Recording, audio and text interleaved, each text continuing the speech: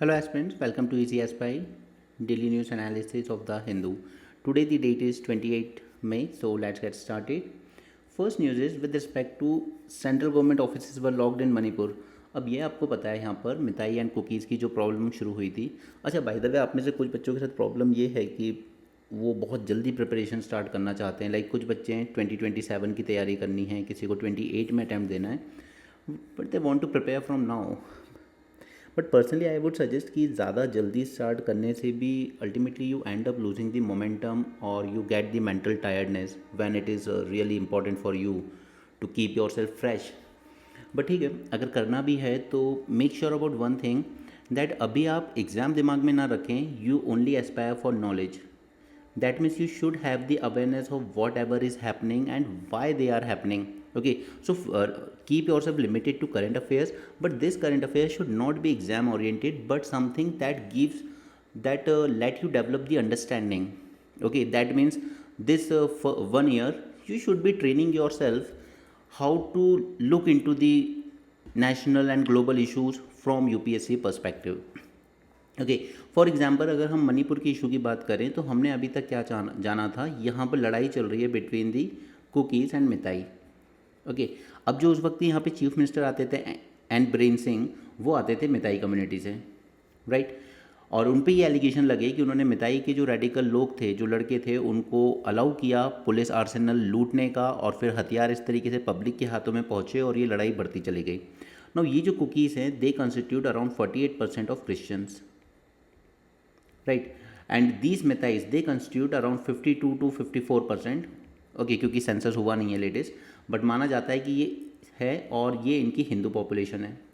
No these Meiteis they are more politically dominant.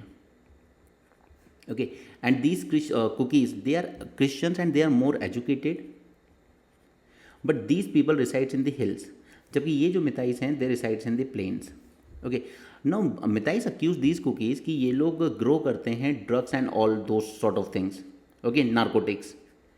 But these Kukis accept कि yes we grow it, but it is actually the Meitei people और the politicians who are the real drug mafias. Okay, अब ये पूरा issue शुरू कहाँ से हुआ था? ये हुआ था रिजर्वेशन से, because Meiteis are already administratively and politically dominant. So Kukis said, जब मणिपुर हाईकोर्ट ने रिजर्वेशन एक्सटेंड करने की बात की मिताइज को, तो उनका कहना था कुकीज़ का कि इन्हें क्या ज़रूरत है रिजर्वेशन की, and cookies were the first who started this violence.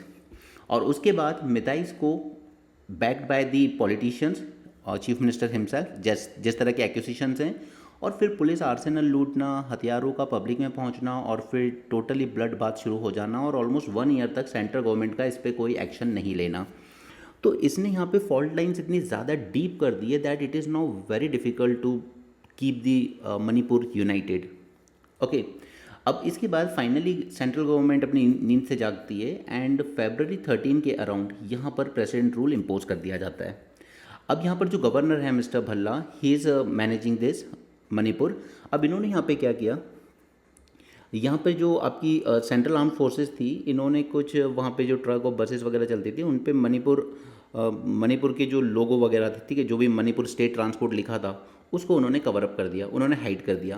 तो यहाँ पे कहीं ना कहीं इन्होंने सिविल डिसओबीडियंस मूवमेंट शुरू कर दिया यहाँ के लोगों ने कि हम सारे गवर्नमेंट ऑफिस को लॉक कर देंगे जब तक गवर्नर इसके लिए अपोलोजाइज नहीं करते, क्योंकि ये हमारी मणिपुरी आइडेंटिटी को कवर अप कर रहे हैं, हार्म कर रहे हैं। ओके, तो ये पूरा इशू है मणिपुर का। अब इसमें अगर आप 27-28 की बात कर रहे हो तो उतना ज़्यादा बर्डन मत लो। सेम मैं आपको अभी बांग्लादेश का बताऊंगा, उसमें भी क्या है कि हमने अभी तक इश्यूज बांग्लादेश के बारे में क्या क्या जाना। 3 हरकतें उन्होंने ऐसे ही की जो गलत थी, ठीक है।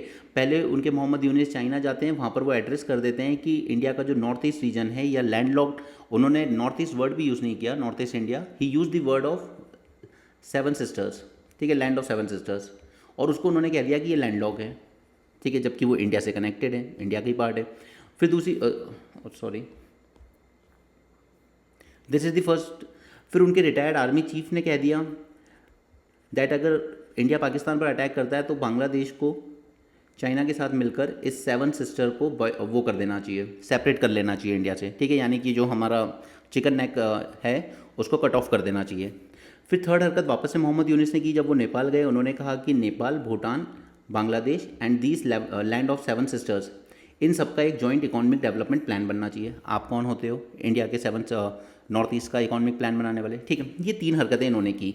दूसरा कि यहाँ पर जब कूप हुआ, शेख हसीना जी चली गई। अब शेख हसीना की गलती क्या थी कि उन्होंने जो बीएनपी यानी कि अपोजिशन पार्टीज थी, जितने भी लीडर्स थे, इन सबको या तो जेल में डाल दिया, ठीक है, या फिर इलेक्शन मैनेज किए, फ्री एंड फेयर नहीं होने दिए।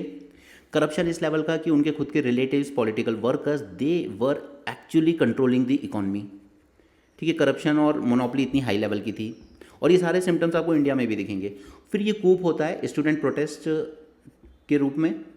अब इस स्टूडेंट प्रोटेस्ट को बैकिंग मिल जाती है जो रेडिकल एलिमेंट थे वहाँ के, यानी कि ये जो अपोजिशन पार्टीज़ के जो लोग वहाँ पर जेल में थे, उसके अलावा वो हार्डकोर मुस्लिम्स जो बिलीव नहीं करते कॉन्स्टिट्यूशन, डेमोक्रेसी जैसी चीज़ में। अब प्रोटेस्ट के बाद शेख हसीना वहाँ से चली जाती हैं और एक केयर टेकर गवर्नमेंट बनाई जाती है अंडर द मोहम्मद यूनिस। अब मोहम्मद यूनिस आए थे, नोबेल प्राइज़ मिला था इनको, ठीक है। तो लोगों ने माना था अच्छे लिबरल आदमी होंगे, बट नहीं निकले। इन्होंने क्या किया कि इन्होंने प्रॉमिस किया था हम अर्ली इलेक्शंस कराएंगे, लेकिन इलेक्शंस आज तक डिले होते रहे, ठीक है। अभी तक इलेक्शंस वहाँ हो नहीं पाए। अब इन्होंने भी यही किया कि इन्होंने शेख हसीना की जो पार्टी थी अवामी लीग के सभी लीडर्स को या तो एक्साइल में निकाल दिया, ठीक है, या फिर दे आर हाइडिंग समवेयर। तो यहाँ पर अब अगर दोबारा इलेक्शन करा भी लोगे तो ये जो पार्टी है वो तैयार है ही नहीं इसके लिए, ओके। तो वो पूरी जो प्रोटेस्ट मूवमेंट का जो मोटो था, उन्होंने कहा था कि I will usher the golden period of democracy, ये वर्ड्स थे मोहम्मद यूनिस के, बट ऐसा कुछ होते हुए दिख नहीं रहा है, ठीक है। तो ये अभी तक का पूरा डेवलपमेंट है बांग्लादेश का। अब बांग्लादेश की इन हरकतों से परेशान होकर इंडिया ने क्या किया, इंडिया ने उस पर बैन लगा दिया कि आपके जो प्रोडक्ट्स हैं वो हमारे नॉर्थ ईस्ट में नहीं जाएंगे, क्योंकि इंडिया को ये लगता है कि शेख हसीना वो गवर्नमेंट थी जिसने नॉर्थ ईस्ट में इंसर्जेंसी को कंट्रोल करने में इंडिया की मदद की। लेकिन अब ये पार्टी जो है, यहाँ पर जो पावर आ गई है बांग्लादेश में, वो रेडिकल्स के हाथ में आ गई है। तो ट्रेड के नाम पर ये लोग वेपन्स और इस तरह की चीज़ें भेज सकते हैं, जिससे हमारा नॉर्थ ईस्ट पूरा डिस्टर्ब हो सकता है, ठीक है। लेकिन इंडिया को ये करने की बजाय इंटरनेशनल कम्युनिटी को याद दिलाना था कि आप मोहम्मद यूनिस को और बांग्लादेश की जो केयर टेकर गवर्नमेंट उसको कंपेल कीजिए कि वो आवामी लीग के लीडर्स को रिलीज़ करें, जो एक्साइल में उन्हें वापस आने दें, और जल्द से जल्द यहाँ पे free and fair election conduct कराएं, ठीक है। ये इतनी कहानी हुई है बांग्लादेश इंडिया को लेकर। अब इसके बाद यहाँ पर एक कॉरिडोर है जो कनेक्टेड है म्यांमार के रखाइन प्रोविंस से, और यह है आपका बांग्लादेश का चिटगांव। अब इन्होंने कहा है कि हमें यहाँ पे एक ह्यूमैनिटेरियन कॉरिडोर बनाना चाहिए ताकि हम एड भेज सकें रोहिंग्या मुस्लिम्स को। लेकिन यहाँ पे जो आर्मी चीफ है बांग्लादेश के, वो कह रहे हैं कि देखिए यूनिस गवर्नमेंट को इतने क्रूशियल डिसीजन लेने की ज़रूरत नहीं है, आप एक स्टेबल गवर्नमेंट बनने दीजिए, वो डिसीजन लेगी। आर्मी इसको एग्री नहीं कर सकती क्योंकि यहाँ से सिक्योरिटी इश्यूज हो सकते हैं, ठीक है। रोहिंग्यास का माइग्रेशन, और फिर यहाँ पर म्यांमार में ऑलरेडी आर्म्ड रिवोल्ट्स टाइप चल रहे हैं, गैंग्स बनी हुई हैं। बांग्लादेश इस तरीके से ह्यूमैनिटेरियन कॉरिडोर के नाम पर अपनी सिक्योरिटी से खिलवाड़ नहीं कर सकता। तो इस वक्त हो क्या रहा है कि वहाँ की जो आर्मी चीफ हैं, यानी कि पूरी की पूरी आर्मी, और उसके अलावा ये जो गवर्नमेंट है, केयर टेकर गवर्नमेंट, इन दोनों के बीच में कहीं ना कहीं एक फ्रिक्शन डेवलप होता हुआ दिख रहा है, ठीक है। ये पूरी कहानी है बांग्लादेश की। सो अगर आप 27-28 के लिए प्रिपेयर कर रहे हो तो ये आपका अप्रोच होना चाहिए दैट जो भी इश्यूज़ हैं उनके रिगार्डिंग आप में क्लियर अंडरस्टैंडिंग डेवलप करो, ना कि आप अभी बुक्स के पीछे, नोट्स के पीछे या उस तरह के हार्डकोर टॉपिक्स के पीछे भागो जो एग्ज़ाम में ज़रूरी तो है बट अभी आपके लिए उतना ज़रूरी नहीं है, ओके। अभी आपको ज़रूरत है अपने ब्रेन को ट्रेन करने की, अपनी अंडरस्टैंडिंग डेवलप करने की, क्लियर। चलिए, तो मैंने आपको 2 इशू समझाए यहाँ पे, मणिपुर वाला एंड बांग्लादेश वाला। अब यहाँ पे यूएसए की क्या प्रॉब्लम है, आखिर ये क्यों हार्वर्ड यूनिवर्सिटी और इनको कह रहा है कि आप फॉरेन स्टूडेंट्स को वीज़ा नहीं देंगे। देखिए, यूएसए को, खासकर ट्रम्प को, एक चीज़ पसंद नहीं आ रही है कि आप लोग यूएसए को या फिर इजराइल को क्यों क्रिटिसाइज़ कर रहे हो। आपको आना भी हमारे देश में, आपको पढ़ना भी हमारी यूनिवर्सिटीज़ में, लेकिन आप प्रोटेस्ट करने निकल जाते हो कि इजराइल टेररिस्ट स्टेट है और फिर गाज़ा को हम सपोर्ट करते हैं एंड ऑल दोज थिंग्स, ठीक है। तो यूएसए ने इसलिए यहाँ पर ये जो स्टूडेंट वीज़ा प्रोसेस है इसको बहुत टफ बनाने की बात की है यहाँ पर, कि जब तक हम आपकी सोशल मीडिया को अच्छे से स्क्रीन नहीं कर लेते। सोशल मीडिया आजकल आपकी एक आइडियोलॉजी दिखा देता है, ठीक है, आप किस चीज़ को सपोर्ट कर रहे हो क्या नहीं। एंड यूएसए अंडर ट्रम्प एक चीज़ के बहुत अगेंस्ट है स्ट्रांगली, कि आप अमेरिका में रह के अमेरिका और अमेरिका के अलाइज को क्रिटिसाइज़ नहीं कर सकते। बट दैन यहाँ पे 2 पॉइंट निकल के आते हैं। फर्स्ट, अमेरिका ही एक ऐसी कंट्री है जो फ्री स्पीच में सबसे अच्छा रहा है, जिसे हम सही मायने में डेमोक्रेसी कहते हैं। वहाँ पे कोई ओपनली कह जाता है कि ओबामा इज़ अ गे, ठीक है, ओबामा चाइल्ड सेक्स को प्रमोट करते हैं, ये सारे एलिगेशन उन पे खुल के लगाए गए। ट्रम्प जैसे जो राष्ट्रपति नहीं है सिर्फ, बल्कि सबसे रिच आदमी भी है वहाँ पर, उसके अगेंस्ट कोई पॉर्न स्टार आके एलिगेशन लगा जाती है और उसके अगेंस्ट कोर्ट में केस चलता है। ये चीज़ इंडिया में नहीं हो सकती एंड मेजोरिटी डेमोक्रेसी में नहीं हो सकती। इतने में तो फिर वो इंसान भी गायब हो जाता है।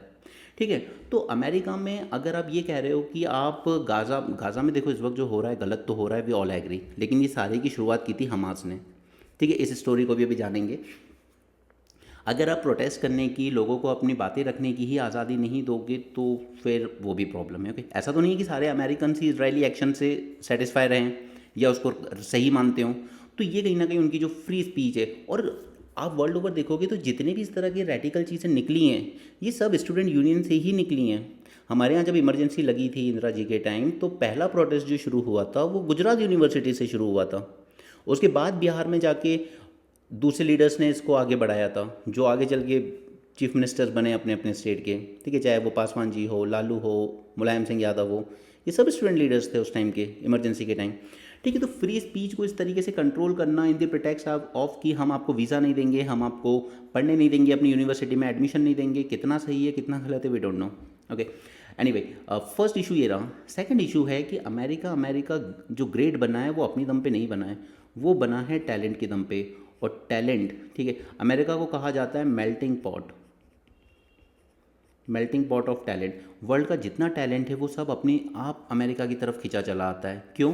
क्योंकि अमेरिका प्रोवाइड करता है अपॉर्चुनिटीज़। अब प्लीज़ उन फालतू लोगों की बातों में मत जाना जो ये कहते हैं कि इंडिया में रिजर्वेशन है इसलिए हमारा टैलेंट बाहर चला जाता है। नहीं, वैसा नहीं है।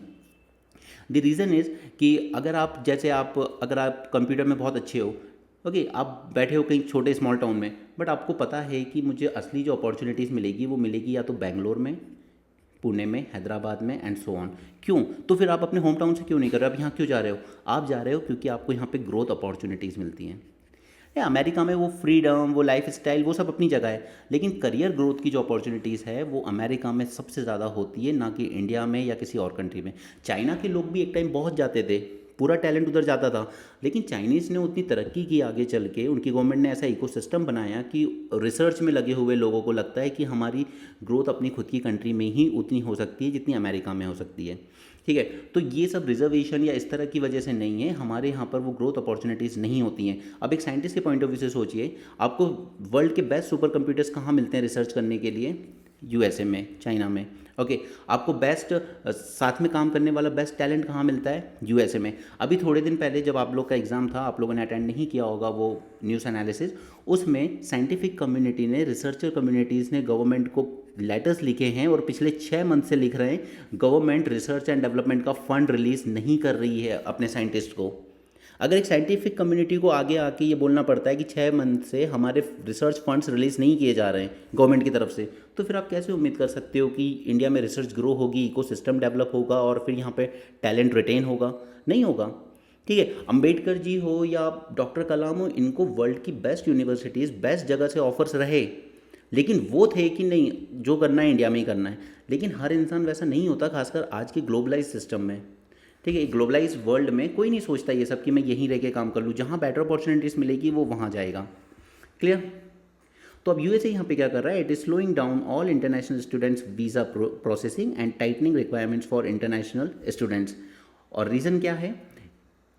It will screen all social media accounts of the student applicants for US visas, especially those critical of US and the allies such as Israel. Okay, तो ये फ्रंट पेज पे हमारे 3 इश्यूज़ थे।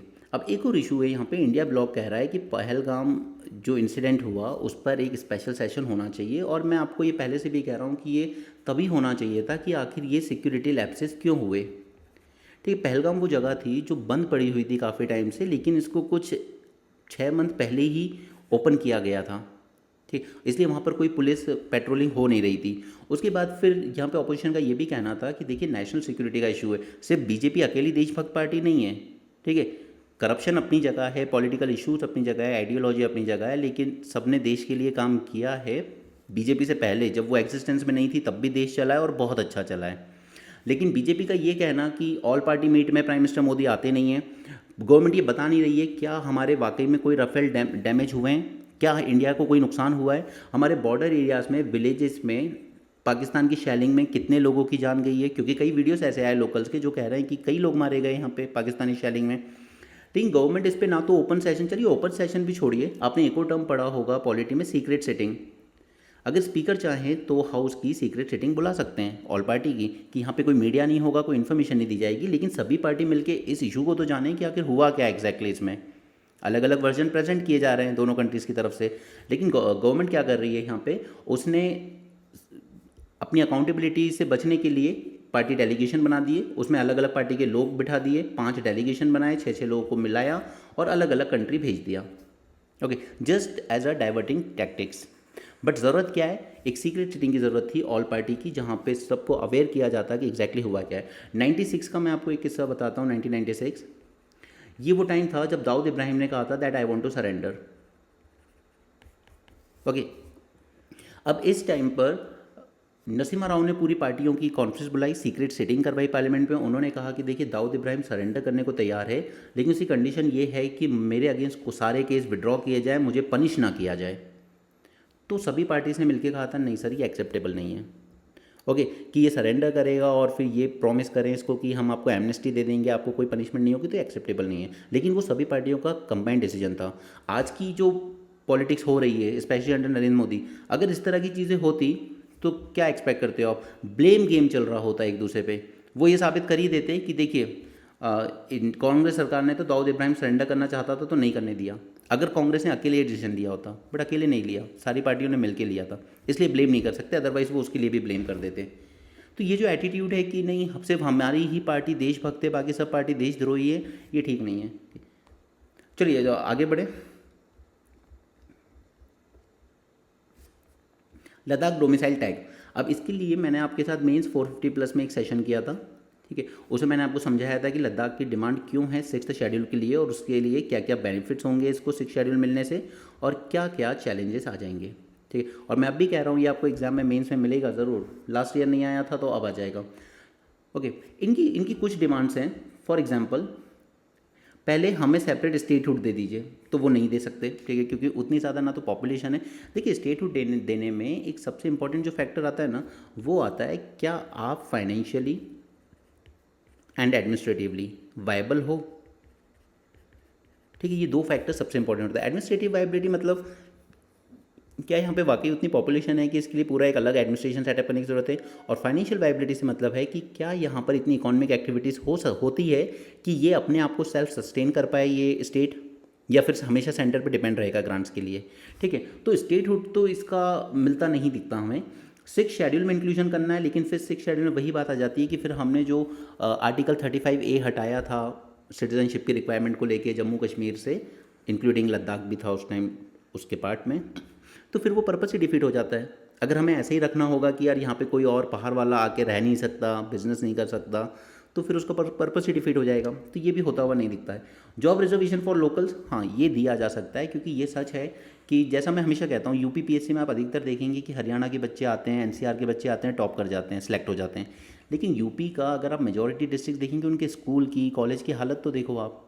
क्या ये फेयर कंपटीशन है उन बच्चों के लिए जो बेस्ट स्कूल से निकल के आ रहे हैं, दिल्ली एनसीआर के, हरियाणा के, they are coming up with best education from college and they are not coming and taking the jobs in UPPCS, okay. तो वो कहीं ना कहीं कंपटीशन नहीं है। सेम फियर इन लोगों को भी रहता है कि आउटसाइडर्स आएंगे हमारी स्टेट पीएससी में और बेटर एजुकेशन बैकग्राउंड से आएंगे और हमारी जॉब्स ले जाएंगे।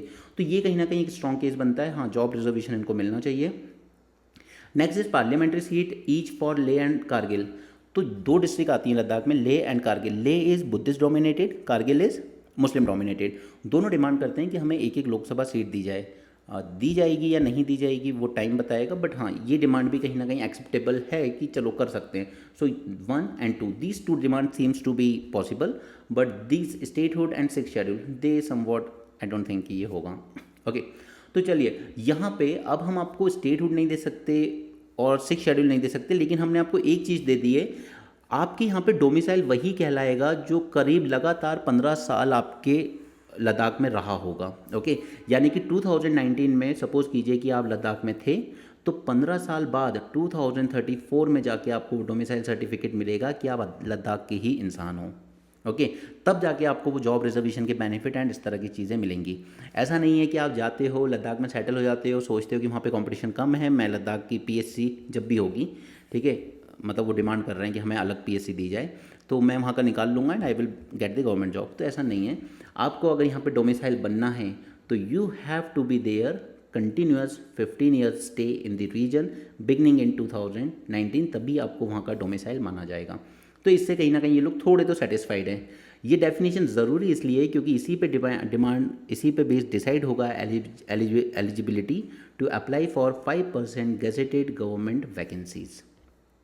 ओके, इसके अलावा 80% vacancies will be reserved for schedule tribes, क्योंकि मेजॉरिटी पॉपुलेशन शेड्यूल ट्राइब की है। 4% for people living along LAC and LOC। क्यों दिया जा रहा है रिजर्वेशन? ज़रूरी है यार, आप समझ सकते हो कि वहाँ पर कोई भी इतने अच्छे स्कूल नहीं चल रहे होंगे, अगर चल भी रहे होंगे तो कौन से बेस्ट टीचर्स वहाँ जाके पढ़ा रहे होंगे, राइट। तो इन बच्चों को ज़रूरत है क्योंकि उन्हें उतना अच्छा एजुकेशन मिलेगा नहीं कि वो कंपटीशन कर पाएँ अदर बच्चों से। 1% for schedule caste and 10% for economically weaker section, ठीक है। तो यहाँ पे लद्दाख की डिमांड कहीं ना कहीं थोड़ी सी एड्रेस होती हुई दिखती है, लेकिन अभी भी जो पार्लियामेंट्री सीट की डिमांड है वो एक्सेप्ट नहीं हुई है। 6 शेड्यूल, ये आपको मेंस वाला लेक्चर देखना होगा, उसको जान लो, मेंस में पूछा जा सकता है। Okay, NDRF। अब ये NDRF, ये देखिए NDRF हो गया, CRPF हो गया, कल हमने कौन सा देखा था? कल हमने NIA देखा था, राइट।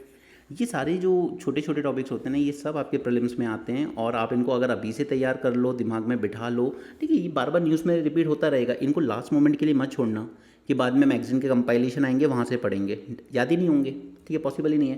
तो यहाँ पे NDRF के बारे में बात करते हैं। यहाँ पे हम दोनों चीज़ जानेंगे, फोर्स और NDRF फंड, ठीक है। दोनों चीज़ एग्जाम में पूछी जाती हैं आपसे। इन दोनों पे मैं आपको वो पॉइंट्स बताऊंगा जो आपसे गलती कराते हैं एग्जाम में। First is national disaster response force. तो ये जो फोर्स थी ये स्टैब्लिश कहाँ से होती है? This is establish under section 44 of disaster management act 2005, ठीक है। अब मैं हमेशा आपसे कहता हूँ कि इंडिया में जब भी कुछ होता है ना किसी इंसिडेंट होने के बाद ही होता है। कल हमने NIA बनाया था, कब? मुंबई अटैक होने के बाद।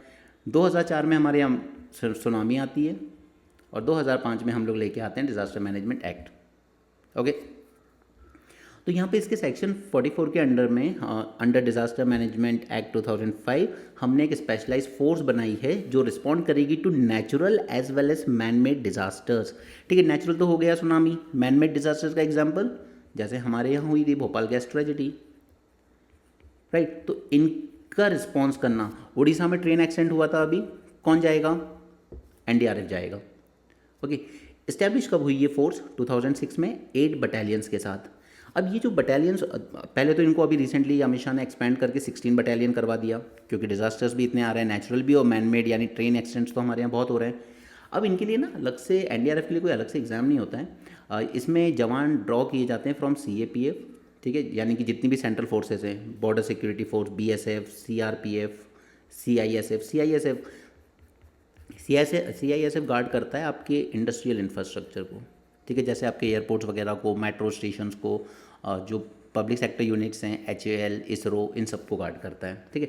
इंडो तिब्बतन बॉर्डर पुलिस, सशस्त्र सीमा बल, Assam rifles and so on, ठीक है। इन सब से विड्रॉ की जाती है और करीब 16 बटालियंस बनाई गई हैं यहाँ पर NDRF की। क्लियर, याद रहेगा।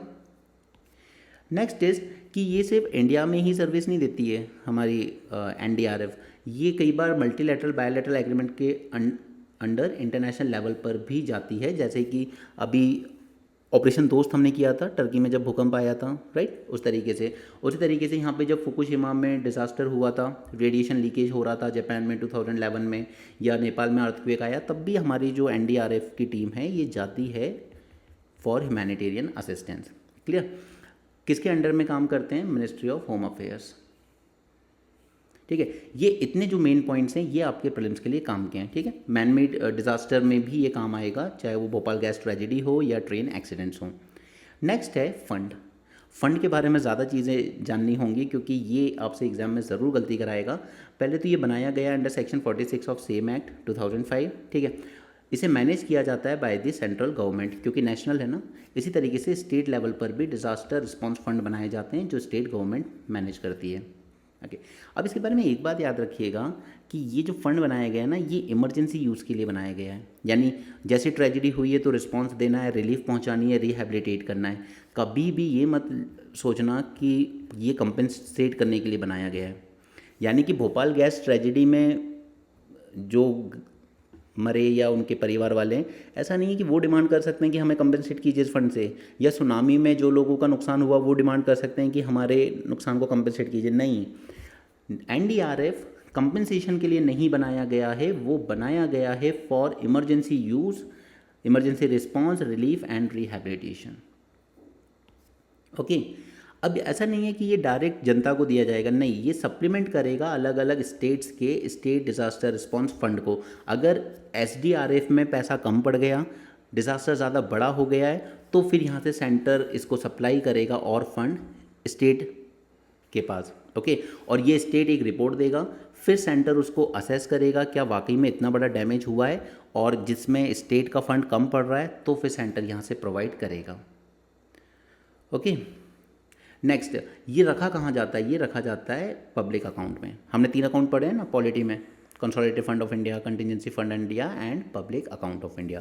तो it is placed in public account under reserve funds not bearing interest. ठीक है, इसमें जो पैसा पड़ा होगा उस पर इंटरेस्ट नहीं मिलता है। ओके, ये याद रखिएगा, नॉट बियरिंग इंटरेस्ट। ओके, और क्योंकि ये पब्लिक अकाउंट में है तो यहाँ पे ऑब्वियस ही बात है कि सेंट्रल गवर्नमेंट को इसमें से खर्च करने के लिए या पैसे देने के लिए it does not require parliamentary approval. Clear? जैसे कंटिजेंसी फंड में ज़रूरत नहीं होती पार्लियामेंट अप्रूवल की, यहाँ पे ज़रूरत नहीं होती। अब दूसरा इंपॉर्टेंट पॉइंट जो आपको एग्जाम के लिए ज़रूरी है, एलिजिबिलिटी। आखिर कौन कौन से डिज़ास्टर इसमें एलिजिबल होंगे? तो अब आप इसमें जो डिज़ास्टर सोचना है आप सोच लो। ठीक है, इवन कहीं किसी जगह पे फायर लग जाती है, जैसे दिल्ली के मार्केट में लगी थी, तो ठीक है, हो सकता है, दे सकते हैं। पेस्ट अटैक हो जाए कहीं पे, एग्रीकल्चर क्रॉप डिस्ट्रॉय हो जाए, दे सकते हैं। कोल्ड वेव आ जाए, क्लाइमेट आपकी क्रॉप वगैरह को डिस्ट्रक्शन हो गया, तो दे सकते हैं। लेकिन problem is that it should be considered to be of severe nature by government of India. और यहीं पे प्रॉब्लम आती है जब अलग अलग पार्टीज रूल कर रही होती हैं सेंटर स्टेट में।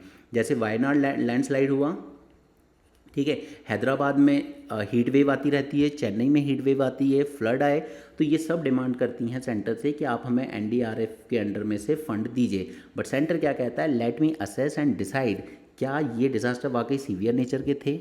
ठीक है, तो ये जो सेंट्रल गवर्नमेंट ने यहाँ पे कहीं ना कहीं अपने पास एक डिफैक्टो पावर रखी है ना, इस वजह से फिर वो जो फेडरल इश्यूज शुरू हो जाते हैं सेंटर स्टेट के बीच में झगड़े के, वो प्रॉब्लम बनता है। ओके, सो ये वो इस वजह से होता है कि it should be considered to be of severe nature by government of India. अब अगर अपनी पार्टी है, मध्य प्रदेश का मैटर है, तो जल्दी अप्रूव कर देते हैं। केरल का इशू होगा, चेन्नई का इशू होगा, तो फिर ब्लेम गेम ज़्यादा होता है। And requiring the expenditures by state government in excess of the balances available in own SDRF. अब यहाँ पे वायनाड में कहा गया कि नहीं, आपके पास जितना एसडीआरएफ में है ना स्टेट फंड में, उसमें मैनेज हो जाएगा, इतना बड़ा डिज़ास्टर नहीं है। बट वो क्या कहते हैं कि नहीं, बड़ा डिज़ास्टर है, ज़रूरत है, हमें और फंड की ज़रूरत है, हमारे स्टेट लेवल के फंड में जितना पैसा है उससे काम नहीं बन रहा। ओके, सो ये ऐसे पॉइंट्स हैं जो एग्जाम में दिक्कत देते हैं। दूसरा पॉइंट जो याद रखना है कि it also cover the man made disasters. ठीक है, चाहे वो टेररिस्ट अटैक हो, केमिकल या बायोलॉजिकल डिजास्टर हो जैसा भोपाल गैस ट्रेजेडी, या न्यूक्लियर डिजास्टर हो। लेकिन यहाँ भी और कोई डिजास्टर अगर ऐड करना है तो वो ऐड कर सकती है सिर्फ सेंट्रल गवर्नमेंट। ओके, नो, अब स्टेट गवर्नमेंट जो होगी उसे एक मेमोरेंडम सबमिट करना होगा कि सेक्टर वाइज कितना डैमेज हुआ है और कितनी ज़रूरत है फंड की। उसके बाद सेंटर उसको असेस करेगा डैमेज को और फिर ग्रांट करेगा एडिशनल फंड अगर उसको ठीक लगता है तो। ओके, अब याद रखिए इस बात को जो मैंने आपको एम्फेसाइज की है, इसलिए मैं कहता हूँ उसे पीडीएफ पढ़ने से नहीं होगा यार। अगर मैं आपको यहाँ समझा रहा हूँ, मैं आपको बता रहा हूँ कि कहाँ बच्चा गलती करेगा, कहाँ आपको ये पॉइंट फोकस करने की ज़रूरत है, ये मैटर करता है। ओके, तो यहाँ पे जो फाइनेंशियल असिस्टेंस है ना, it is for providing immediate relief and it is not compensation for loss और डैमेज। ठीक है, कि मेरा घर चला गया, मेरे क्रॉप चले गए, कंपनसेशन करना इस फंड का काम नहीं है, ये इमीडिएट रिलीफ प्रोवाइड करने का काम करता है। ओके, इसे स्पेंड कर सकते हो आप only for expenses for emergency response, relief and rehabilitation. Clear? NDRF is not use for disaster preparedness, restoration, construction, mitigation. ठीक है, अब हम कहें कि यार चलो ये जो लैंडस्लाइड हो जाता है माउंटेन एरियाज में, तो इनके लिए कुछ सेफ्टी मेजर्स लिए जाएं। ठीक है, यानी कि इसको मिटिगेट करने की कोशिश की जाए, तो यार वो ना इस फंड के अंडर में नहीं होगा। एनडीआरएफ के फंड के अंडर में नहीं होगा, वो होगा ज़रूर, लेकिन it will be funded by other schemes like national disaster mitigation fund, national cyclone risk mitigation project या national flood management programme. Clear? तो ये ऐसे सारे पॉइंट्स हैं जो आपको एग्जाम में दिक्कत देंगे। मैं चाहूँ तो इसको एमसीक्यू के फॉर्मेट में भी प्रेजेंट कर सकता हूँ आपके सामने ग्रुप में, बट उतना ज़रूरी नहीं है। मैं यही पसंद करूँगा कि ये जो लेक्चर आप देख रहे हैं, ऑडियो विजुअल मेमोरी का एक अलग यूज़ होता है। ठीक है, आप जो पेज पीडीएफ से पढ़ रहे हो या क्विज सॉल्व कर रहे हो, उसमें वो आपको पूरे टाइम याद रह जाए ये ज़रूरी नहीं है। ठीक, कई बार हमने जो सुना होता है या लेक्चर में देखा होता है वो कई बार एग्जाम हॉल में फ्लैश हो जाता है दिमाग के सामने। चलिए, अब थर्ड एस्पेक्ट निकल के आता है कि आखिर सोर्सेज क्या क्या है इसका।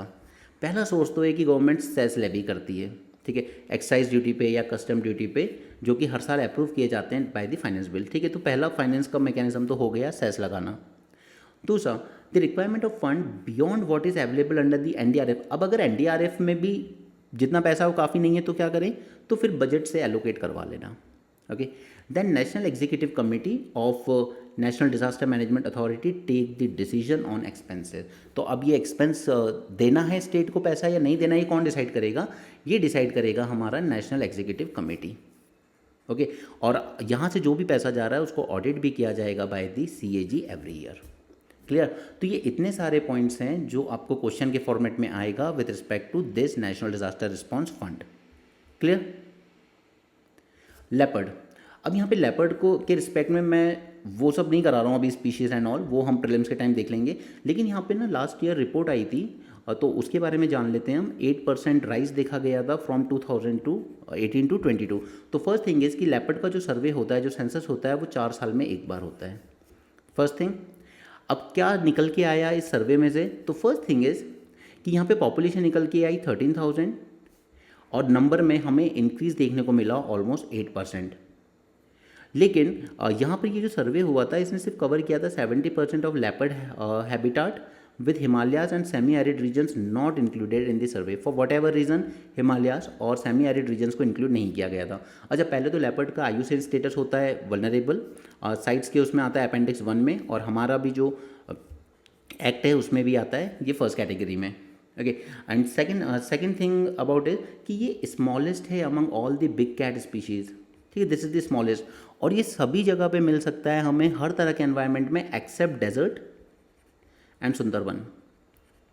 इन 2 जगहों पे नहीं मिलता हमें लेपर्ड। ओके, रीजन वाइज अगर हम ट्रेंड देखें तो सेंट्रल इंडिया में यहाँ पे पॉपुलेशन सेम रही, या आप कह सकते हो थोड़ी सी ग्रोथ देखने को मिली, लेकिन Shivalik hills and Gangetic plains यहाँ पे हमें डिक्लाइन देखने को मिला। इसी तरह के पॉइंट्स आपको स्टेटमेंट में दिए जाते हैं एग्जाम में। हाईएस्ट नंबर ऑफ लेपर्ड्स कहाँ मिलेंगे? तो ये हमारे स्टेट को कहा जाता है लेपर्ड स्टेट, मध्य प्रदेश में सबसे ज़्यादा मिलेंगे almost 4,000, then comes Maharashtra, then comes Karnataka and then comes Tamil Nadu. तो ये टॉप 3 तो याद रखना ज़रूरी होती है। अब एक और बात निकल के आती है कि अगर हम टाइगर रिजर्व या लोकेशन देखें तो सबसे ज़्यादा हमें कहाँ मिलेंगे लेपर्ड्स? तो वो हमें मिलेंगे नागार्जुन सागर श्री साइलम, जो कि आंध्र प्रदेश में है, फॉलोड बाय मध्य प्रदेश में पन्ना एंड सतपुड़ा। ठीक है, अगर ये पता नहीं होगा नागार्जुन सागर तो फिर दिल कहेगा यार मध्य प्रदेश में सबसे ज़्यादा है तो वहीं होगा कोई सा पार्क। ठीक है, तो पन्ना सतपुड़ा ये सब हमारे यहाँ है ये पार्क, लेकिन द फैक्ट इज़ कि अगर सबसे ज़्यादा आप डेंसिटी वाइज देखेंगे तो आपको मिलेंगे नागार्जुन सागर श्री साइलम आंध्र प्रदेश में। ठीक है, ये कुछ फैक्ट्स हैं जो आपसे पूछे जाते हैं, याद रखिएगा। अब ये जो सर्वे कराया था ये किसने कराया? ये कराया एनटीसीए और wild life institute of India ने मिलके। तो एनटीसीए हमारा स्टैब्लिश हुआ है 2005 में following the recommendation of tiger task force, और ये एक स्टैट्यूटरी बॉडी है, स्टैट्यूटरी है यानी कि किसी एक्ट के अंडर में स्टैब्लिश की गई है। वाइल्ड लाइफ प्रोटेक्शन एक्ट 1972 के अंडर में स्टैब्लिश की है, और इस किसके अंडर में? Ministry of environment. ठीक है, तो ये कुछ फैक्ट्स याद हो गए प्रीलिम्स के लिए। Wild life institute of India 1982 में स्टैब्लिश किया गया, हेडक्वार्टर है Dehradun, and it is an autonomous institution under ministry of environment. Okay, बस इतने पॉइंट्स याद रखने थे, तो हमारे ये 2 टॉपिक यहाँ पे अच्छे से तैयार हो गए along with news discussion itself. ठीक है, यही सब चीज़ें बाद में अलग से पढ़नी पड़ती है, अभी से कर लोगे तो दिक्कत नहीं होगी। ये आ गए मोहम्मद यूनिस जी। ठीक है, इनके बारे में हमने अभी शुरू में ही बात कर ली थी। आर्मी का कहना है it is opposing the government proposal of humanitarian corridor to Myanmar's conflict on Rakhine state. अब गवर्नमेंट तो कह रही है कि हम लोग इनको सिर्फ ह्यूमैनिटेरियन एड वगैरह पहुंचाने के लिए ये बनाना चाहते हैं, बट आर्मी को लगता है कि इससे सिक्योरिटी चैलेंजेस निकल के आएंगे। अब दूसरा एक और स्टेप है जो गवर्नमेंट ने लिया, जो आर्मी को पसंद नहीं आ रहा है, ये फॉरेन मैनेजमेंट अलाउ कर रहे हैं चाटोग्राम पोर्ट की, यानी कि चिटगोंग पोर्ट की। तो फॉरेन मैनेजमेंट अलाउ कर रहे हैं कि इससे एफिशिएंसी आएगी, देश में पैसा आएगा वगैरह वगैरह, बट गवर्नमेंट का कहना, आर्मी का कहना है कि नहीं, ये सिक्योरिटी इश्यूज़ लेके आएगा। तो this is the second issue जिसकी वजह से फ्रिक्शन हो रहा है आर्मी और बांग्लादेश गवर्नमेंट में। थर्ड इशू है इंट्रोडक्शन ऑफ स्टारलिंक। स्टारलिंक क्या है? इलॉन मस्क का सैटेलाइट इंटरनेट सर्विसेज, यानी कि पूरा जो डेटा है आपकी पूरी सिक्योरिटी लोकेशंस वगैरह का, वो कहाँ जाएगा? एक प्राइवेट कंपनी के पास, स्टारलिंक। तो ये तीसरा इशू है। फर्स्ट है ह्यूमैनिटेरियन कॉरिडोर। तो ये तीन इशू समझ में आए आर्मी और गवर्नमेंट के बीच के फ्रिक्शन में। Clear? He urge the government to hold early elections. ये आर्मी चीफ का कहना है कि आप जल्दी से इलेक्शन कराइए, एक स्टेबल इलेक्टेड गवर्नमेंट आने दीजिए जो इस तरह के डिसीजन ले सके। आप एक as a caretaker government ऐसे डिसीजन मत लीजिए, इतने क्रूशियल डिसीजन। स्टारलिंक का डिसीजन बहुत क्रूशियल है, चाटोग्राम पोर्ट का मैनेजमेंट बहुत क्रूशियल है, और सिक्योरिटी इशूज़, ह्यूमैनिटेरियन कॉरिडोर, ये सब इंपॉर्टेंट इशूज़ हैं जो एक इलेक्टेड गवर्नमेंट को लेना चाहिए, ना कि एक केयर टेकर गवर्नमेंट को। क्लियर? तो इस तरीके से अपनी ना अंडरस्टैंडिंग बनाना शुरू करो अभी। अगर आप 26 की तैयारी नहीं कर रहे हो, 27 28 की कर रहे हो, बुक्स में जंप मत करना, क्योंकि लक्ष्मीकांत एक दो बार पढ़ना तो बहुत आसान है, इंटरेस्टिंग भी लगती है, लेकिन अगर वो 3 4 साल पढ़नी पड़े लगातार तो फिर फेडअप हो जाता है माइंड। ओके, अब गवर्नमेंट ने यहाँ पे क्या किया, इसने क्रैकडाउन कर रखा है आवामी लीग पे, बांग्लादेश की लार्जेस्ट पार्टी, वही शेख हसीना वाली। This has eroded hopes of inclusive election. तो जब आपने एक पॉलिटिकल पार्टी के अगेंस्ट ही क्रैकडाउन कर रखा है, तो हम कैसे उम्मीद कर लें कि आप इंक्लूसिव इलेक्शंस कराओगे? ठीक है। और फिर डिमांड ऐसी आई स्टूडेंट प्रोटेस्ट से कि इस पार्टी को बैन कर दो, तो इंतरिम गवर्नमेंट ने इसको ऑफिशियली बैन ही कर दिया है, तो फिर कहाँ से होंगे फेयर इलेक्शंस, राइट? और इनका कहना है कि इलेक्शंस अगले साल ही हो सकते हैं, mid of next year. Okay, तो क्योंकि हमें यहाँ पे ज़रूरत है कुछ इलेक्ट्रल एंड पॉलिटिकल रिफॉर्म करने की, तो फिर कीजिए ना। फिर आप ये इतने क्रूशियल डिसीजन क्यों ले रहे हो? स्टारलिंक, चाटोग्राम पोर्ट, ह्यूमैनिटेरियन कॉरिडोर, आप वो डिसीजन छोड़ के पहले इलेक्ट्रल एंड पॉलिटिकल रिफॉर्म्स कर लीजिए, उसके बाद जाके वो सब करना जो इलेक्टेड गवर्नमेंट आएगी। ओके, बट जैसा कि मैंने आपसे कहा था जब शेख हसीना गई थी कि इससे बांग्लादेश में प्रॉब्लम्स ही आनी है, और so Bangladesh is actually going deep into the chaos, and what Bangladesh urgently need is a stable legitimate government with clear popular mandate. Clear? चलिए, तो आपको आई होप कि आपको इशू समझ में आया हूँ। अब ये जो नॉन कम्युनिकेबल डिजीज़ टाइप की चीज़ें हैं, जैसे ओबेसिटी, डायबिटीज़, इस तरह की चीज़ें, इनको लेकर हम एक ही बार में पूरा टॉपिक तो तैयार करेंगे, बट फिलहाल यहाँ देख लेते हैं, क्योंकि इंडिया एक ऐसी कंट्री है जहाँ पे आपको अंडर न्यूट्रिशन भी मिलेगा, एनीमिया वगैरह, ठीक है, और ओवर न्यूट्रिशन भी मिलेगा, यानी कि ओबेसिटी टाइप की प्रॉब्लम, ठीक है। तो India is a unique country. India has a double burden of malnutrition, that is under nutrition, coexisting with over nutrition, that is obesity. अब WHO का क्या कहना है? The non communicable diseases were responsible for 74% of global death in 2019। तो अब ये point मैं आपसे चाहूँगा कि आप इसको अपनी फैक्ट बुक में लिख लें। मैंने आपसे कहा है एक बुक बना के चलना, हार्डली 100 पेजेस की, जिसमें आप 2-3 चीज़ें लिखोगे, एक तो फैक्ट्स और एक वो इंपॉर्टेंट कोट्स जो मैं आपको बार बार बोलता हूँ जो आपके आंसर को इम्पैक्टफुल बनाएंगे, ठीक है। तो पहले तो आपको ये लिखना होगा यहाँ पे। ओके, इसको लिख लो, क्योंकि ये आपको जहाँ जब भी मेंस आंसर लिखोगे ना, और अगर वो नॉन कम्युनिकेबल डिसीज पे आया तो यही फैक्ट तो आपका इंट्रोडक्शन बनता है। अब उस टाइम इंट्रोडक्शन आप सुनिया की बुक लेके और फैक्ट रट्टा मारने बैठोगे, नहीं होती इस तरह की चीज़ें याद। ये सब याद रखो, शॉर्टकट नहीं है यूपीएससी में। 1 साल, 1.5 साल, 2 साल की मेहनत लगेगी और डेली लगेगी, ठीक है। ये सब चीज़ें अभी से लिखोगे, अभी से पढ़ोगे तो दिमाग में वैसे ही याद हो जाएंगी। लास्ट मिनट का बर्डन क्यों डालना है दिमाग पे? फिर लगता है कि एग्ज़ाम टफ है। ओके, चलो, सेकंड इज कि यहाँ पर लैंसेट का एक आर्टिकल बोलता है that India's overweight and obese adult population could increase and child obesity is also increasing. तो एडल्ट में ओबेसिटी इंक्रीज होना फैक्ट है, ठीक है, वो तो सभी जगह हो रहा है, लेकिन इंडिया में चाइल्ड ओबेसिटी भी बढ़ रही है। अभी चाइल्ड ओबेसिटी क्यों बढ़ रही है? Fast food culture. अब जरा एक बार एक अर्बन सिटी इमेजिन करो जहाँ पे father and mother both are working. Okay, अब बच्चे अधिकतर क्या करेंगे? बच्चे क्या, पेरेंट्स भी आजकल लेट नाइट शिफ्ट का कल्चर चल रहा है, ठीक है, नाइट शिफ्ट भी कर रहे हैं लोग। अब ऐसे में क्या हो रहा है कि इंसान रेडीमेड पैक्ड फूड पर ज़्यादा डिपेंड कर रहा है। पैक्ड फूड, अब पैक्ड फूड जो आते हैं ये आते हैं with so much of calories, okay, trans fat and other things. अब इस तरह की लाइफस्टाइल अगर आपकी रहेगी, ऊपर से सिटिंग वर्किंग आवर्स रहेंगे, तो फिर आप में एडल्ट ओबेसिटी बढ़ना तो ऑब्वियस है, लेकिन इसी तरह की फूड्स जब बच्चे खाते हैं तो उनके साथ भी चाइल्डहुड ओबेसिटी बढ़ना भी ऑब्वियस है। अब ये सब मत पढ़ो कि इतने परसेंट बढ़ जाएंगे या इतने बढ़ जाएंगे, ये नहीं, बस इतना ही याद रखो कि इंडिया में ओवरवेट ओबेस एडल्ट पॉपुलेशन भी इंक्रीज होगी बाय 2050 और चाइल्ड ओबेसिटी भी इंक्रीज होगी। तो इसका तरीका क्या है? तरीका है nutrition awareness at the consumer level, और ये ग्रो तो हो रही है लेकिन अभी भी ये काफ़ी इनसफिशिएंट है। अगर आप आज अधिकतर टीनेज बच्चे देखोगे, आप अपना टाइम देखो, जस्ट अ सेकेंड,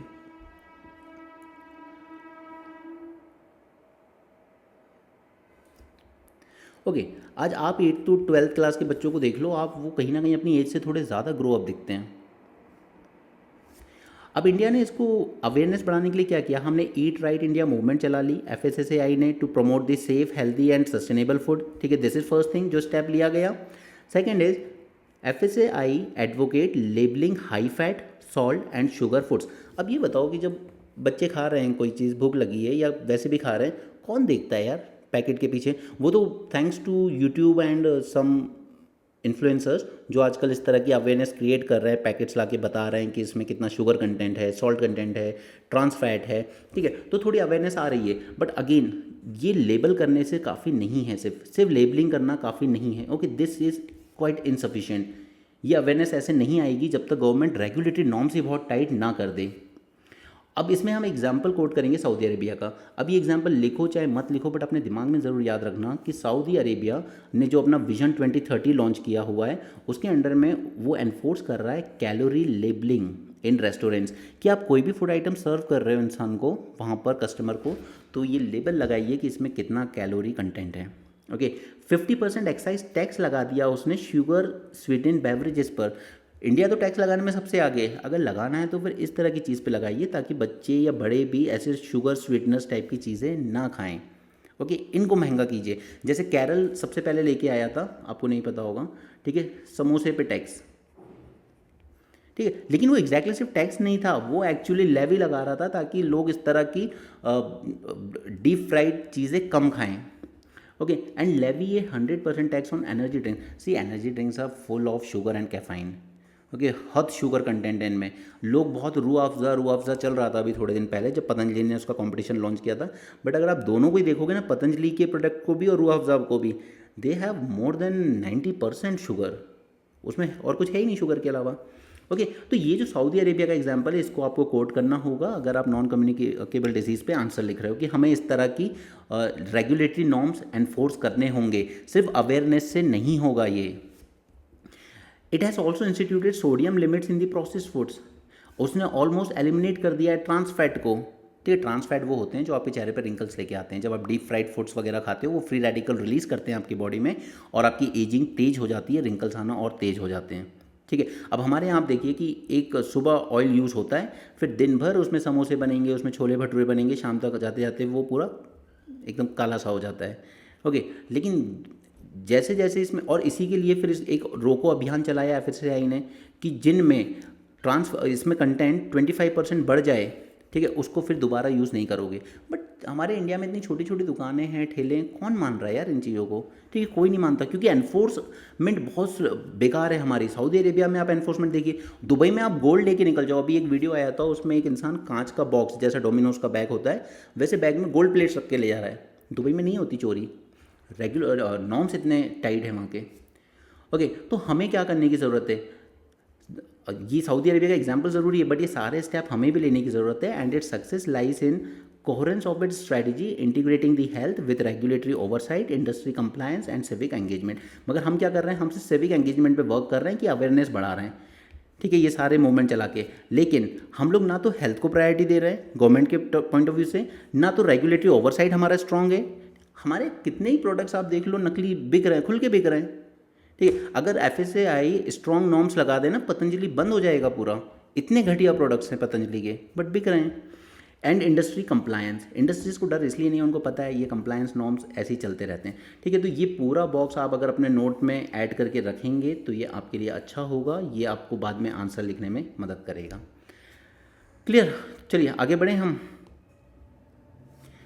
ये जर्मनी वाले ने स्ट्रैटेजिक पार्टनरशिप लिखी है, बट इसमें ऐसा कुछ है नहीं, ये बस अपना एक्सपीरियंस डिसाइड कर रहा है मोस्टली, तो एम्बेसडर है। लेकिन यहाँ पे एक पॉइंट है जो मैं चाहूँगा आप अपने नोट्स में इंक्लूड करें, और ये चीज़ ना, ये सिर्फ जर्मनी के रिस्पेक्ट में नहीं, ये किसी भी ऐसी कंट्री के रिस्पेक्ट में आप जब आंसर लिख रहे हो, आपके पास कोई ज़्यादा कंटेंट ना होना तो ये लिख देना उसमें, our ties are multifaceted but essentially stand on 4 pillars, that is peace, prosperity, people and future of our planet. किसी भी कंट्री के साथ चिपका दो, ठीक है। ये इस तरह के जो यूनिवर्सल कोड्स होते हैं ना, ये आपके आंसर को बहुत अच्छा बनाएंगे। चलो, एनर्जी एंड एफिशिएंसी। अब इंडिया में जो पावर कंजम्पशन है वो बढ़ता जा रहा है। क्यों? क्योंकि जैसे जैसे हमारे यहाँ अर्बनाइजेशन बढ़ रहा है, ठीक है, लोगों की लाइफ स्टाइल बेटर हो रही है। जैसे एक टाइम आपने अपनी मदर का देखा होगा, मतलब आप लोग जिस जनरेशन से आ रहे हो, मदर क्या ग्रैंड मदर की, ठीक है, काफ़ी चीज़ें हाथों से की जाती थी, बट आजकल हर चीज़ के लिए मशीनें यूज़ की जा रही हैं। अब तो झाड़ू लगाने की भी मशीन आ गई है, यूटेंसिल्स वॉश करने की मशीन आ गई है। तो उस तरीके से आपका जो पर कैपिटा कंजम्पशन है इलेक्ट्रिसिटी का, ठीक है, वो भी इंक्रीज़ हो रहा है। Per capita consumption, mobile, laptops, ये सब क्या कर रहे हैं, पर कैपिटा कंजम्पशन को बढ़ा रहे हैं। तो हमारे यहाँ पीक पावर डिमांड जब हम देखते हैं तो हमें डेफिसिट मिलता है, यानी कि इंडिया में जितनी पावर की रिक्वायरमेंट है उससे कम जनरेट कर रहे हैं हम लोग, और ये डेफिसिट वाइडन होता जा रहा है from 0.69% in financial year 20 to almost 5% by financial year 24। फिर पावर कट एंड इस तरह की चीज़ें देखने को मिलती है। गवर्नमेंट ने 2 अच्छी चीज़ें की थी जिनके रिजल्ट भी बहुत अच्छा है। एक था उजाला स्कीम, जिसने क्या किया, जो एलईडी बल्ब्स है उनकी प्राइस डिक्रीज़ की इसने, ठीक है, सप्लाई किए गवर्नमेंट ने काफ़ी सारे एलईडी बल्ब, और प्राइस गिरते गिरते 500 से जस्ट 70 रुपीज़ तक आ गई है। तो एक तो ये सक्सेस स्टोरी है इंडिया की एनर्जी एफिशिएंसी की बात करें, और एनर्जी एफिशिएंसी हमारे पंचामृत का भी पार्ट है जो हमने लास्ट ईयर पढ़ा था। दूसरी स्कीम गवर्नमेंट लेके आई थी, स्ट्रीट लाइनिंग नेशनल प्रोग्राम। इसमें गवर्नमेंट ने क्या किया था कि जो आपकी स्ट्रीट लाइट्स वगैरह होती है उस सब में पंचायत, अर्बन, लोकल बॉडीज़, इन सबको एलईडी लैंप्स वगैरह दे दिए गए थे। तो इससे भी हमारी जो पीक डिमांड थी वो रिड्यूस हुई, गवर्नमेंट की जो एफिशिएंसी थी, पावर एफिशिएंसी, वो इम्प्रूव हुई। ओके, इनफैक्ट एस्टिमेट कहते हैं कि उजाला स्कीम ने कभी गवर्नमेंट को मदद की है टू सेव ओवर $10 बिलियन, ठीक है, वरना इतना पैसा आपको नए पावर प्लांट लगाने में खर्च हो जाता। ऑलमोस्ट 19 कोल फायर्ड प्लांट से प्रोड्यूस होने वाली इलेक्ट्रिसिटी इतनी सेव करके दी है इस स्कीम ने। ओके, बट ये डिफरेंस बढ़ता ही जाएगा अगर हमने पावर जनरेशन नहीं बढ़ाया। India's rapid urbanisation, rising per capita energy consumption to meet cooling needs, AC वगैरह पहले बहुत कम घरों में होता था, आजकल तो ऑलमोस्ट हर दूसरे घर में है। Peak power demand reach 250 gigawatt last year. India today is third largest power consumer globally, of course after China and USA, and 70% of its energy output continues to be from coal, and India has plans to add 90 gigawatt of coal based capacity by 2032। Okay, तो ये 2 scheme India की power sector में success story दिखाती है। As USA pull out, China is prime to expand it soft power. अब USA क्या कर रहा है, Trump only mean business, okay, उसको लगता है ये यूनेस्को, यूनिसेफ, इन सबको फंड करके हम क्यों अपना पैसा बर्बाद कर रहे हैं। ओके, तो यहाँ पे यूएसए ने क्या किया है कि WHO को भी अपनी फंडिंग कम की है और UNFCCC को भी अपनी फंडिंग कम की है, लेकिन ये तो अपनी फंडिंग रिड्यूस कर रहा है, लेकिन चाइना अपनी सॉफ्ट पावर बढ़ा रहा है। WHO ने पहले इसको वुहान वायरस नाम दिया था, फिर इथियोपिया का एक आदमी था, ठीक है, इसको चाइना ने बनवाया WHO का हेड, और इस आदमी पे, इथियोपिया पे इतना कर्ज है चाइना का कि उसकी गवर्नमेंट कभी इस आदमी को ये नहीं कह सकती कि तुम इसको वुहान वायरस कहो, नहीं। फिर इसको रीनेम किया गया कोविड वायरस, क्योंकि वुहान वायरस से चाइना का नाम बदनाम होता और उसका इतना दबदबा था WHO पर फंडिंग के थ्रू। और आप देखिए ना, यहाँ से 6.5 2016-17 में, इवन 2021 भी देख लीजिए जब कोविड अपने पीक पे था, ऑलमोस्ट 11% फंडिंग बढ़ के कहाँ पहुँचा दी उसने, 15% पे। यूएसए का क्या हुआ, 24 से डिक्लीन होते हुए 22 पे आया, और सॉरी 23 पे आया, फिर यहाँ पे 22। यूएस की फंडिंग डिक्रीज होती चली गई, WHO में चाइना की बढ़ती चली गई, और इसी का दबदबा, इसी को सॉफ्ट पावर कहते हैं कि WHO ये 15% फंडिंग लूज नहीं करना चाहता, इसलिए वुहान वायरस को रीनेम किया गया कोविड वायरस। ओके, ताकि नेक्स्ट जनरेशन ये याद ना रखे कि ये चाइना से ओरिजिनेट हुआ था। उसी तरीके से UNFCCC में देख लीजिए, यूएसए तो सिर्फ बात करता है, खैर वो तो बात भी नहीं करता, बट वेस्टर्न कंट्रीज तो सिर्फ बातें करती हैं क्लाइमेट चेंज की, बट अगर फंडिंग देखेंगे तो चाइना कितना बजट दे रहा है क्लाइमेट चेंज के लिए, 17%। यूएसए कितना दे रहा है, 22%। और यूएसए का बजट का शेयर डिक्लाइन होता जा रहा है, जबकि चाइना का बहुत तेज़ी से बढ़ रहा है।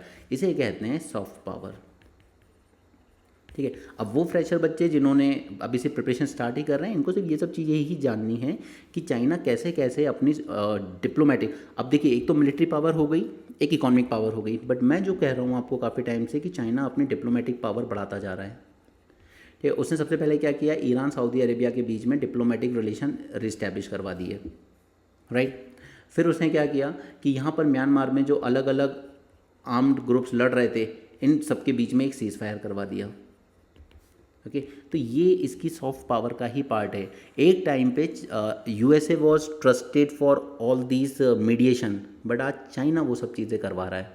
बल्कि यूएसए तो उल्टा बदनाम रहा है हमेशा से कि ये तो कंट्रीज़ को लड़वाता है आपस में ताकि इसकी आर्म्स इंडस्ट्रीज चलती रहें, क्योंकि उसकी arms industry they are a very heavy lobby. जब प्रेसिडेंशियल इलेक्शन आते हैं या प्रेसिडेंट की बात होती है किसी भी पॉलिटिकल पार्टी में कैंडिडेट अपॉइंट करने की, तो आर्म्स लॉबी का बहुत पैसा लगता है यूएसए के इलेक्शन में। ओके, तो वहाँ पर यूएसए तो काफ़ी बदनाम रहा है कि ये आर्म्स इंडस्ट्रीज़ के चक्कर में लड़ाइयाँ कराता है दुनिया में, बट चाइना कहीं ना कहीं डिप्लोमेटिक पावर अपनी रीस्टैब्लिश करता हुआ दिख रहा है हमें। सऊदी अरेबिया ईरान में डिप्लोमेटिक रिलेशन इस्टेब्लिश कराना या म्यांमार में सीज़ फायर करवाना, ये सब इसकी सॉफ्ट पावर का पार्ट है। और तीसरा सॉफ्ट पावर का पार्ट आता है कि मल्टीलैटरल इंस्टीट्यूशंस को जब कोई भी कंट्री फंडिंग देने में ज़्यादा इंटरेस्ट नहीं ले रही है, वहाँ पर चाइना इन सबको फंडिंग इंक्रीज़ कर रहा है। क्लियर। तो ये 3 एग्जाम्पल हैं चाइना की ever increasing diplomatic power and soft power.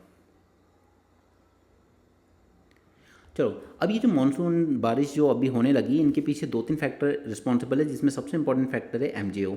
लेकिन एमजेओ को समझने के लिए मुझे आपको पहले एल नीनो समझाना होगा और उसी के साथ ला नीना। तो ये मैं सेपरेट वीडियो में आज या कल में आपको समझा दूंगा। ये तीनों चीज़ें बहुत ईजी हैं, बिल्कुल पैनिक मत हो, बहुत ईजी है। ओके, ये मुश्किल से 10-20 मिनट्स के लेक्चर में हम लोग इसको पूरा क्लियर कर लेंगे। ठीक है, ये तीनों मैं आपको एक साथ समझा दूंगा। सीआरपीएफ, अब सीआरपीएफ में भी बस 2-3 ही बातें हैं जो काम की, जो आपको पता होनी चाहिए, वो मैं आपको बता देता हूँ। फर्स्ट इज, इसका मेन फोकस होता है इंटरनल सिक्योरिटी पे। ठीक है, किसके अंडर में फंक्शन करती है, मिनिस्ट्री ऑफ होम अफेयर्स के अंडर में। इसकी हिस्ट्री क्या रही है, देखिए ये कोई इंडिया ने नहीं बनाई है इंडिपेंडेंस के बाद, ये पहले से ही बनी है। It was constituted as crown representative police in 1939। Okay, तो आप कह सकते हो this is the oldest central paramilitary forces. बाद में इसका नाम बदल के कर दिया गया सीएपीएफ। नाउ, अब ये क्यों बनाई गई, ये बनाई गई थी क्योंकि आपको पता है ब्रिटिश टेरिटरी हुआ करते थे और हुए करते थे प्रिंसली स्टेट्स। ठीक है, तो वहाँ पे जो अनरेस्ट चल रहा था, कुछ प्रिंस गलत कर रहे थे, कुछ लोग ह्यूमन राइट्स का वायलेशन कर रहे थे, तो उनके अगेंस्ट यहाँ पे रेस की गई थी, against all sort of political rest and agitations in the princely states of India following the Madras resolution of all India Congress committee in 1936। Congress का ये कहना था कि ये जो राजा महाराजा हैं, ये लोग गलत भी कर रहे हैं कुछ लोग अपने अपने स्टेट में, तो उन लोगों की ध्यान कौन रखेगा। तो कांग्रेस ने यहाँ पे एक रेजोल्यूशन पास किया था मैड्रास में इन 1936 कि यहाँ पर क्राउन के रिप्रेजेंटेटिव्स रहें वहाँ पर लोगों को प्रोटेक्ट करने के लिए और ये देखने के लिए कि ये जो राजा महाराजा हैं ये गवर्नेंस अच्छा कर रहे हैं। ओके, तो यहाँ पे ये हेल्प कर रहे थे इन नेटिव स्टेट्स को to preserve the law and order as part of imperial policy. उसके बाद it became the central reserve police force on enactment of CRPF act on 28 December 1949। फिर आगे चल के इसका नाम रख दिया गया सेंट्रल रिजर्व पुलिस फोर्स। ठीक है, ड्यूटीज़ क्या करना था इनको, क्राउड को कंट्रोल करना, राइट्स कंट्रोल करना, counter militancy insurgency operation, dealing with left wing extremism, क्योंकि आज़ादी आते आते वो चल रहा था ना कम्युनिस्ट मूवमेंट वगैरह, उन सब की बातें, protection of VIPs, vital installation, but अब इनको कंगना रनौत जैसे को सिक्योरिटी देने में भी लगा दिया जाता है, दैट इज़ सो शेमफुल।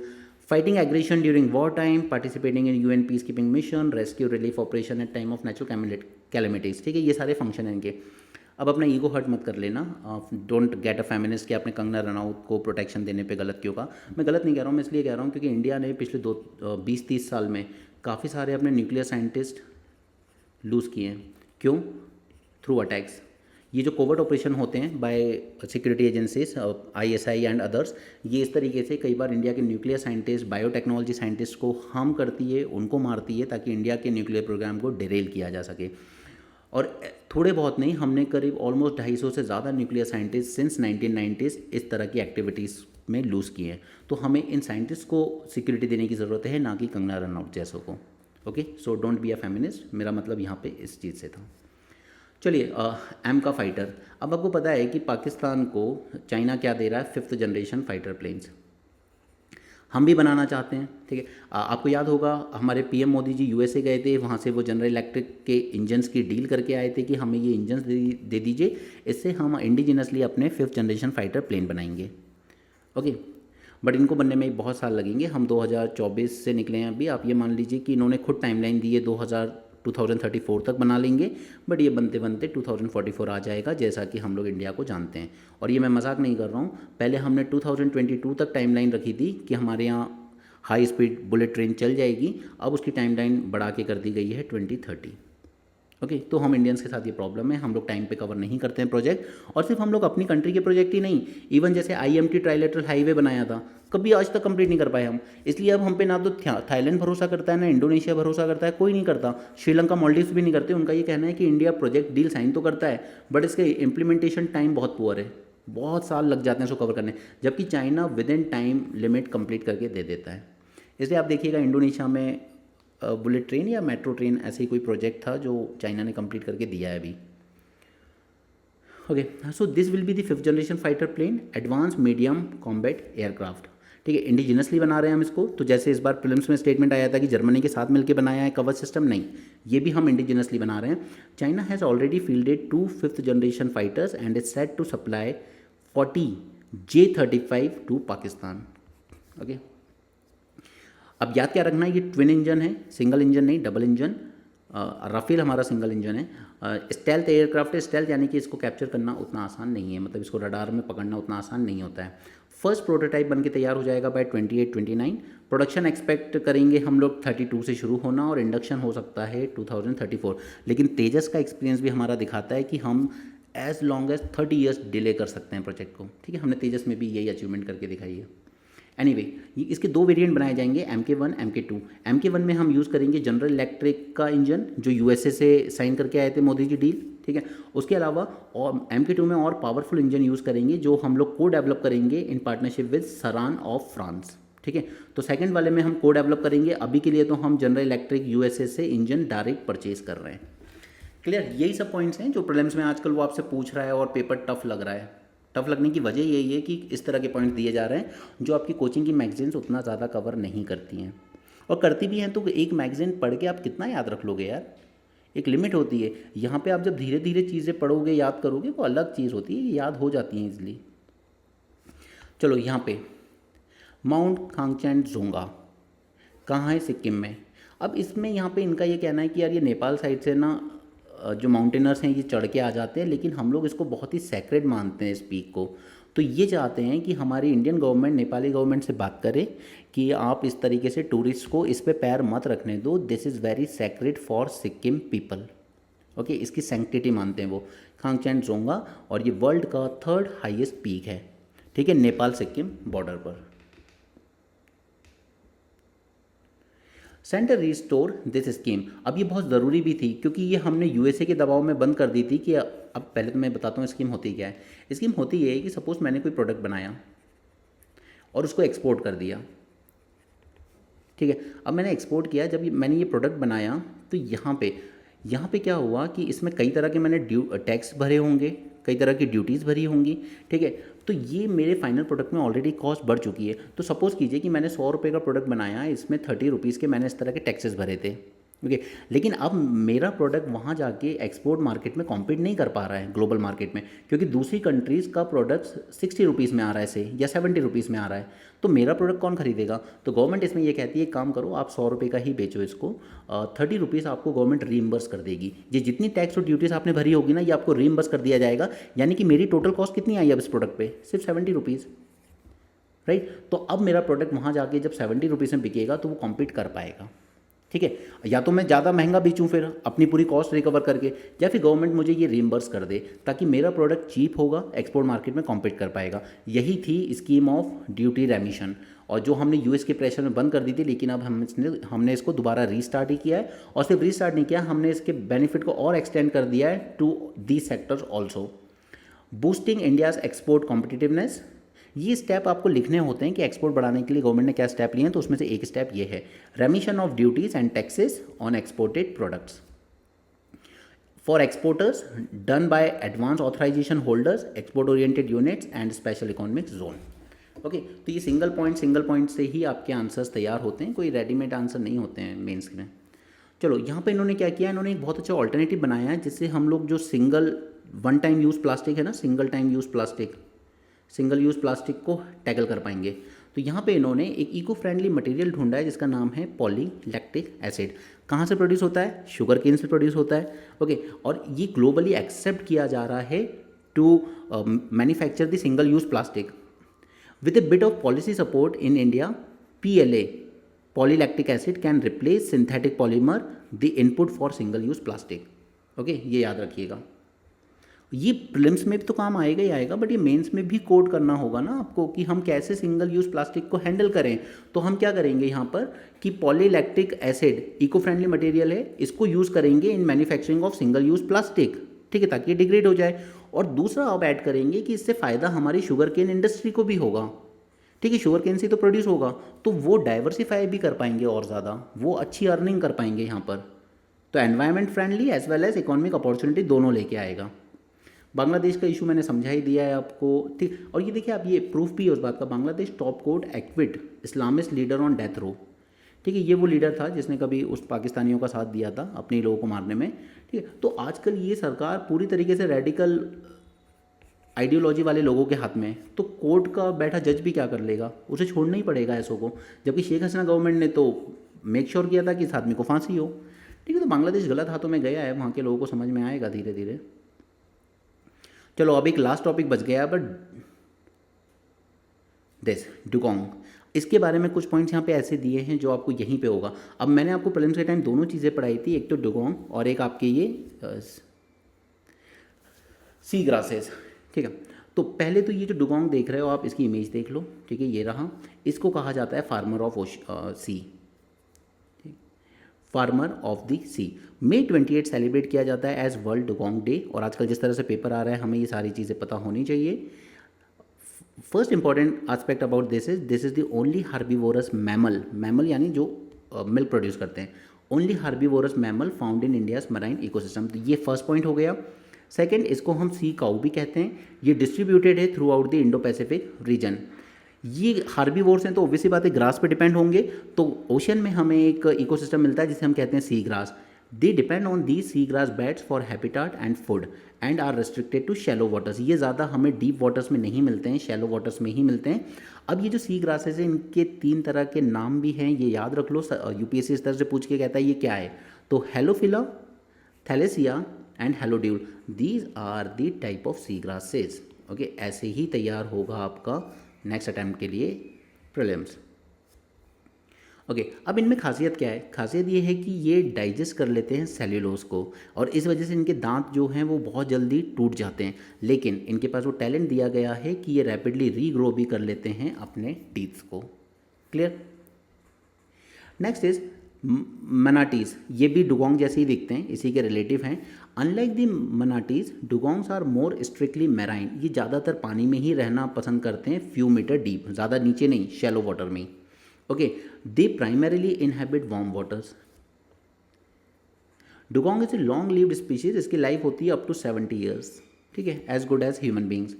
ये सॉलिटरी रहना पसंद करते हैं, या ज़्यादा से ज़्यादा मदर एंड काल्फ आपको साथ में घूमते हुए दिख जाएंगे।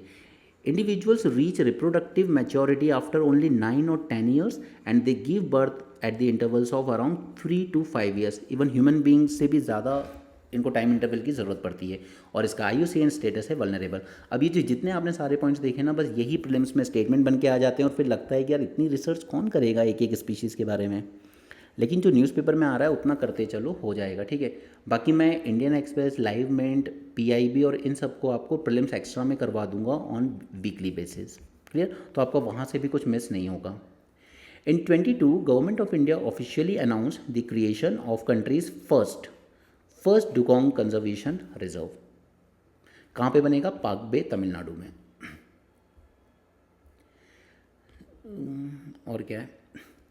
We need rigorous mapping. अब इनके प्रोटेक्ट कंजर्वेशन की अगर हम बात करें तो we need rigorous mapping and monitoring of existing sea grass meadows, क्योंकि अगर सी ग्रास डिस्ट्रॉय हो गए तो समझो फिर आप ये भी डिस्ट्रॉय हो गए। अब ये सब किन की वजह से डिस्ट्रॉय होता है? ट्रॉलर्स। मैंने आपको बताया ना, ये ट्रॉलर्स वाले जो नेट लेके चलते हैं, ये सी फ्लोर पे पूरी बिछा देते हैं और घसीटते रहते हैं, उस वजह से ये पूरा सी ग्रास से डिस्ट्रॉय होती है, और इस वजह से डुगोंग जैसे स्पीशीज़ भी डिस्ट्रॉय होते हैं। ओके, हमें आइडेंटिफाई करने होंगे ऐसे एरियाज़ को जिन्हें कंजर्व करने की ज़रूरत है, यानी यहाँ पे इस तरह से ट्रॉलर्स अलाउ ना किए जाएं, जैसे gulf of Mannar biosphere reserve बनाया हमने। We need to regulate the harmful fishing practices such as banning the gill nets and bottom trawling, ठीक है, in known dugong habitats. We need to promote non-destructive sustainable fishing techniques that fisher folk have used. अब ये non destructive क्यों बोल रहा हूँ मैं, क्योंकि ये लोग क्या कर रहे हैं आजकल, एक्सप्लोसिव यूज़ करने लगे हैं। ये एक्सप्लोसिव्स को फेंकते हैं नीचे फ्लोर पे, फिर एक ब्लास्ट होता है छोटा सा, और उस वजह से फिर ये फिश बेचारी डर के ऊपर की तरफ सरफेस की तरफ भागती है और वहाँ पे ये इनको कैच कर लेते हैं। लेकिन ये एक्सप्लोसिव यहाँ पे इस सी ग्रासेस को डिस्ट्रॉय कर देंगे, ठीक है। तो हमें इस तरह की फ़िशिंग प्रैक्टिसेस भी करनी होंगी। और उसके अलावा हम लोग डुगोंग फ्रेंडली इको टूरिज़्म को प्रमोट कर सकते हैं। इको टूरिज़्म प्रमोट होने से क्या होता है कि फिर जो इंसान इनको मारने में या हार्म करने में लगा ना, वही इनके कंजर्वेशन करने में लग जाता है, क्योंकि उससे टूरिस्ट आते हैं। ओके, एंड अल्टीमेटली हमें अवेयरनेस रेस करनी होगी अमंग दी लोकल कम्युनिटीज़। अब इंडिया में अगर आपको कोई चीज़ कंजर्व करनी है ना, अ सिंगल आइडिया है, उसको आप रिलीजन से जोड़ देना, ठीक है। सैक्रेड बता दो कि ये ट्री, ये माउंटेन, ये ग्रासेस, ये ओशियन, ये सैक्रेड है, ये फिश सैक्रेड है, ये स्पीशीज सैक्रेड है, एंड जो लोग उसको मार रहे हैं वही उसको कंजर्व करना शुरू कर देंगे। जोक्स अपार्ट, ऐसा नहीं करना है, मैं सिर्फ आपको बता रहा हूँ। ओके, चलिए, so that's it for this session. I hope you enjoyed. Thanks for joining, have a great day and keep learning.